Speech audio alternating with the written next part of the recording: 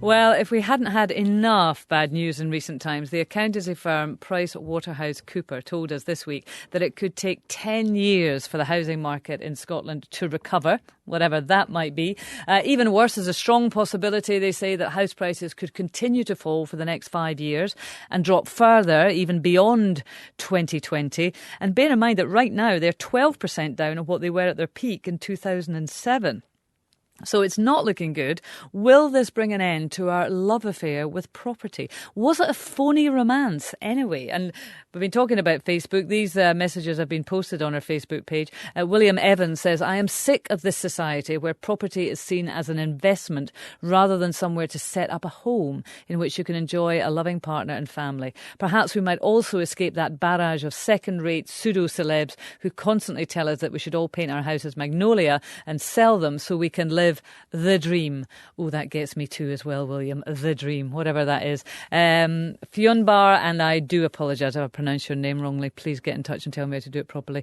Says, I'd never buy a house. The prices are disgusting. Sure, I pay more in rent, but I can move around very easily. And that's just such an interesting take in that we've never been into renting, particularly in this country. On continental Europe, people are quite happy to rent all their lives. We've tended to see it as money down the drain. Maybe that is about to change. So tell me, how do you feel about the property ladder now? Are you still planning to buy, or would you consider renting? Did you take out a hefty mortgage at the height of the boom and you're now viewing it as a millstone round your neck? I feel your pain if you did. Or do you still think that good old bricks and mortar will come good in the end? 0500 92 95 00 or 80295 is the text. Joining me now is Jonathan Davis, an economist and investment advisor. Morning, Jonathan. Hello, Kaye. Now, I know you are rather downbeat. I actually saw you on Newsnight Scotland the other night, and I have to say, lying in my bed, quite happy with a cup of tea, you put the fear of death into me as far as the property market is concerned. You're not optimistic. People need to know reality. We've been given absolute nonsense by politicians, estate agents and bankers for far too long. Your emailers have been absolutely correct. The prices are silly. The economics are pretty clear, which I'll come to in one moment. You yourself just said, your parents said, get into property and you can't lose. 10 plus years ago, that was entirely accurate. But the world has changed. Look, the budget sealed the fate of the housing market. The public sector is now going to be hammered. It's already started. There are going to be tens of thousands of job losses in the public sector in Scotland, and that is going to have a major effect on the housing market. The economy is incredibly weak. There is a lending squeeze that has been going on for 2 years. It will go on for the next few years. Buy-to-let, someone mentioned investing in property. Buy-to-let is down 80% in the last 2 years. I can go on and on. There is no doubt that prices are going to fall sharply. So who are going to be the losers? Identify specific groups for me. Those who bought in the last few years at 80+% mortgages, they are going to find that they're going to go into negative equity, which means they're going to owe more than the value of the property. The buy-to-letters, well, you know, they have just gone into this with their eyes wide shut, as the movie said, because they have had absolutely no idea what they're doing. 500,000 buy-to-letters bought properties in 2005, 6 and 7 at the end of the 15-year bull run. You don't get investments at the end of a run, you get investments at the beginning of a run. But will they not have people, will people not want to rent their properties though?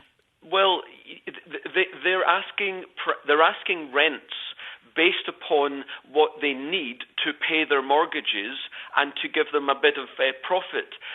If there's such big job losses, I tell you, what's going to happen is that people are going to go into smaller properties, they're going to share, they're going to go back to their folks.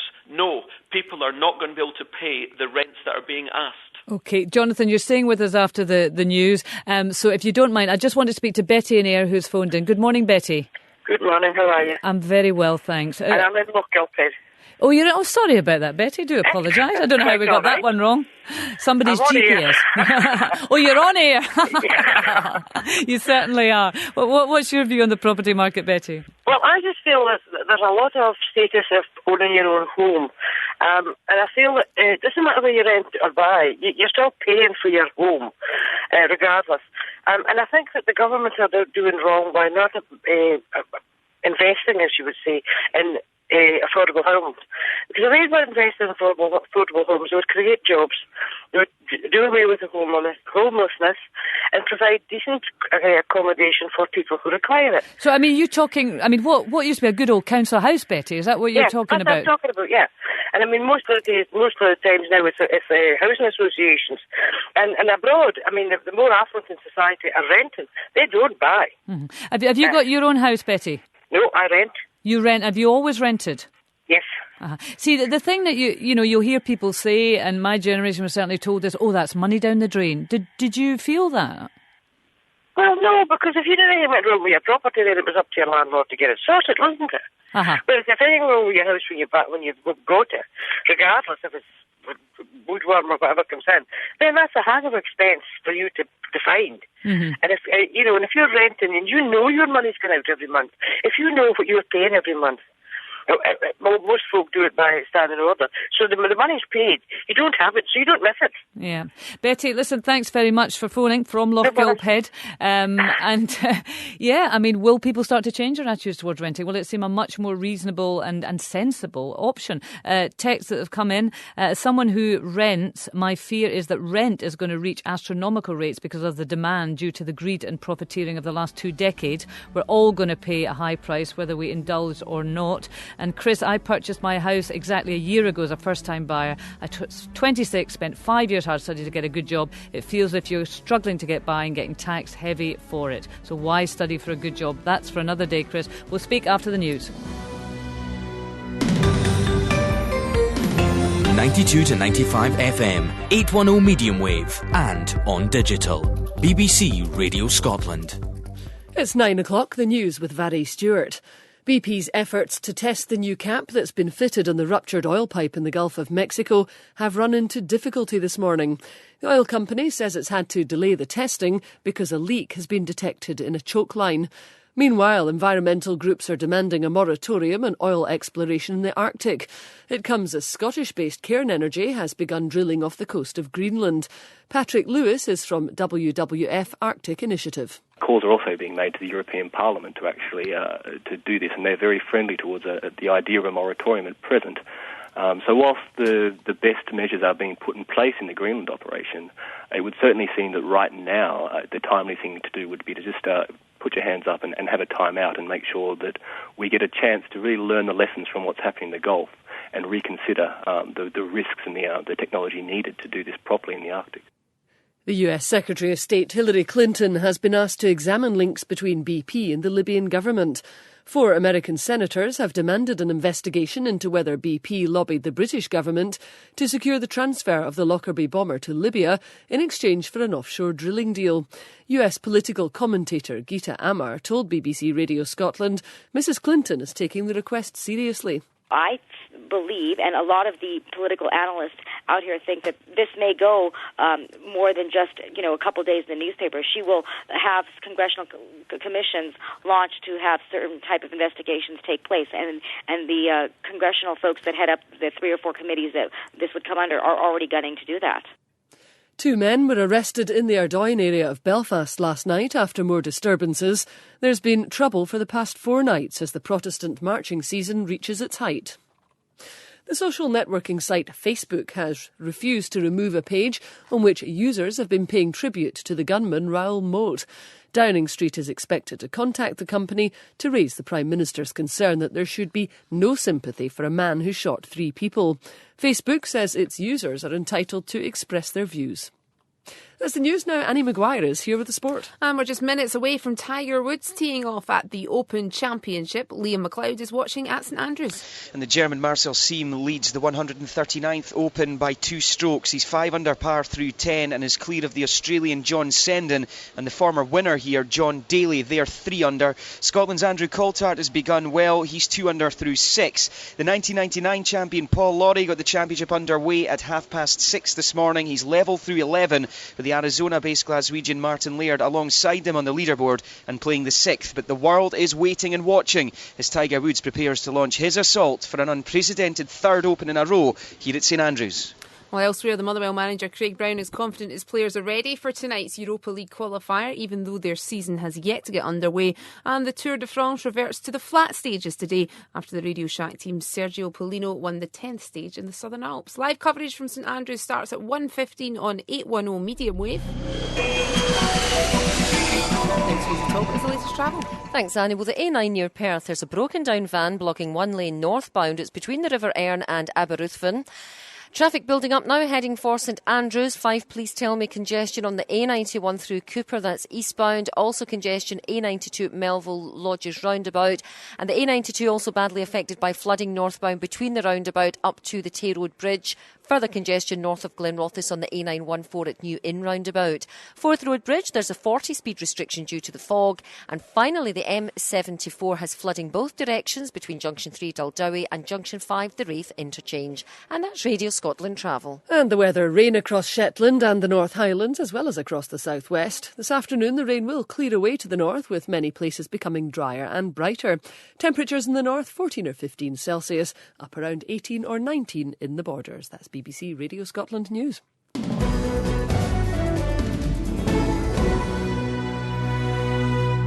You're listening to Call Kaye on BBC Radio Scotland. Coming up, do you have concerns about your kids going online, particularly on social networking sites? Have you ever become aware of anything sinister, or wouldn't you know how to tell? Facebook have introduced what has been called the panic button in the press. It's more like an application that you have to download, but it's an added security measure, you could say. Does it make you feel better? The number for you to call, 0500 92 95 00, or you can text me on 80295. Helen has texted in from Glasgow. You can only communicate with those who you allow to be a friend on Facebook. If a young person doesn't want to be at risk from a stranger they don't know, they should only accept friend requests from people they know. Simple. Daft kids need to follow simple rules online. As adults who use Facebook follow the same rules. Well, yes and no, Helen. I know a lot of people who have got 1,000 friends on Facebook, and quite frankly, I suspect they haven't a clue who 997 of them really are. So I think we're all kind of guilty of saying, ooh, I've got lots of friends. Or is that just me? Did I say that out loud? Anyway, there is no need for a panic button on the Call Kaye Facebook site. You can get in touch with us there. And it would be absolutely great if you posted ideas that you've got for the programme, stuff that you want to talk about. Let us know what's going on in your lives and your communities. And if there's subjects that you want to discuss on air, please put it on Facebook and we'll get in touch with you. Stevie Spears did this week. Stevie was out having a meal at McDonald's, and he was shocked at the amount of packaging that was used as his sit-in. So all the cardboard and all the stuff to sit in there in the restaurant. Do McDonald's have restaurants or the cafes? What do you call them? Anyway, you know what I mean. A McDonald's. And he was asking a very simple question, why fast food outlets can't use plates and cutlery for sit-in customers. Presumably they don't want to buy a dishwasher. So have you noticed the same problem in other places? Is excessive packaging something that gets your goat? If it is, go onto the Facebook page, tell us all about it. And as I say, anything else that you'd like to talk about, you can mention it there too. 0500 92 95 00. Text 80295. Call Kaye now. OK, right now we're talking about the housing market, but in a very different way from the one we're used to. For a couple of decades there, it was all about how much profit did you make, how much value did you add. It was buying a wee flat to rent out, trading up to somewhere bigger so you could eventually sell it for a fortune and retire in luxury. It was quite a bubble that we were living in, but it seems to have gone pop. I did that there. Did you get that? So how do you plan to handle it? Are you still keen to get on the property ladder? Maybe you've got a planet-sized mortgage and you just wish you had never got into it. How does the idea of renting grab you? We used to say money down the drain. Maybe that's changing. 0500 92 95 00, or you can text 80295. We're speaking to Jonathan Davis, economist and investment advisor, just before the news there, and he completely depressed us. But as you said, Jonathan, if this is the reality, then we need to get used to it and stop kidding ourselves, yeah? We need to realise what's happening out there. The economy is as dire as you can imagine in the 21st century. And I'm going to make this statement. We are in an economic depression. And remember, in 1931, they didn't realise they were in the Great Depression. We're in that. People need to get used to it. So in terms of, I mean, obviously, if we are in a depression, as you say, and other people would disagree with you, you seem very certain it's going to have implications for all sorts of things, as you mentioned before, the news, employment being perhaps number one. But let's look at the housing market. What would you say to somebody now who is thinking of getting on the property ladder? Yeah, don't touch it with a barge pole. I know that the estate agents will say, well, get your parents to get you the deposit because you can't pull together the 30, 40, 50,000 pound deposit yourself. Well, you know, it's called the bank of mum and dad, and 80% of first-time buyers in the last 12 months, their deposits have come from the bank of mum and dad. And you know what? The bank of mum and dad have just thrown away that money because there's going to be, it's inevitable, a 20, 30, 40% fall in house prices over the next 3 or 4 years. Thus, deposits gone down the drain. And someone said before the news that they pay more in rent than a mortgage. I can't understand why that should be, because mortgage rates are about, 5 or 6%. And I know what rentals are, so I don't know why it costs more to rent. And in any case, stop thinking about the monthly cost. Think about the fact that as house prices will fall, just look at the economics, it's inevitable, you're going to lose tens of thousands of pounds. Well, Jonathan, on the capital value. Jonathan, I have sitting in the studio beside me a hopeful first-time buyer. Hopeful is perhaps not the word I should really be using, but Jennifer Clapp. Good morning to you, Jennifer. Good morning. Have I ruined your Thursday? That's quite depressing, listening to Jonathan's Jonathan. saying do not touch it with a barge pole. Yeah. My partner and I went to go to a mortgage advisor last week, and it was essentially the same, you know, that it's really, really hard to save for the deposit and to go to mum and dad. But unfortunately, my mum and dad are back in Canada, and I would never, ever ask them to put down that amount of money because, never mind in pounds, imagine in Canadian dollars, it's just too much. But have you considered how much you'd actually be paying for that property? Have you considered the multiple of the value of that property on your income?